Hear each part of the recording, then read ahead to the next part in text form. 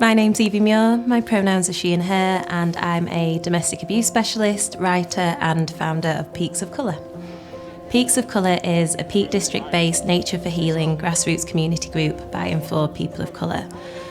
We're actively trans and gender diverse inclusive, and our walks vary in duration and difficulty, and we also offer wheelchair and pushchair accessible routes too. Our work sits on the intersections of land, racial and gendered injustice, and through our monthly walks and regular workshops, we explore alternative routes to healing and justice for survivors of gendered and racialised trauma.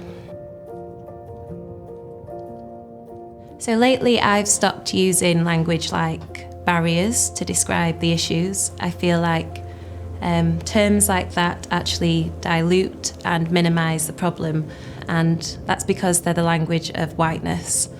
The problem is rural racism, and we're advocating for the decolonisation of the outdoors as a result.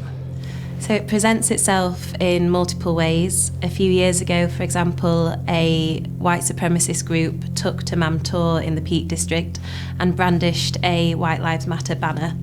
We now know they go by the name of Patriotic Alternative, and they use the Peak District as their site for organising, training and mobilising their members.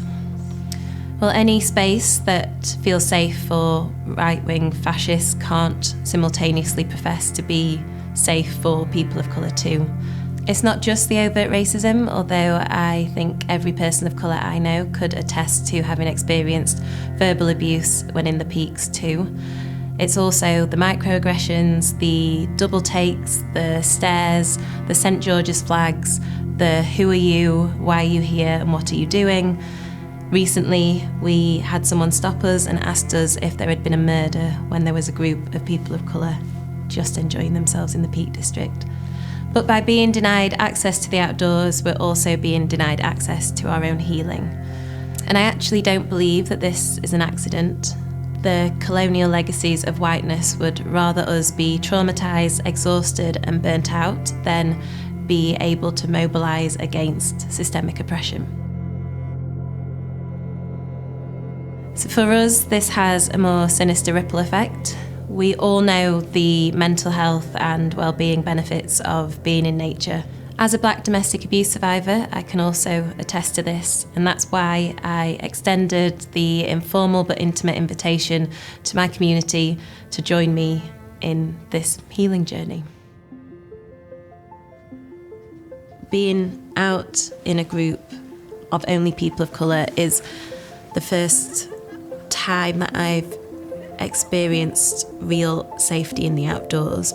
It might be me that kind of organises the walks or plans the walks, but I feel like I am equally benefiting from it and receiving the joy and the care. You feel the connectedness and you feel the community. What I'm hoping we can be is just a safe space for unbounded emotion, and whatever that looks like is fine. And if one person comes on our walk, that's enough. And if that one person feels better by the end of that walk, whatever better means to them, that's enough. And we can mess up and make mistakes along the way, and we can be imperfect, and that's also okay. And in doing so, we're proving that the outdoors is for everyone. So if your spaces aren't for us, we'll make our own.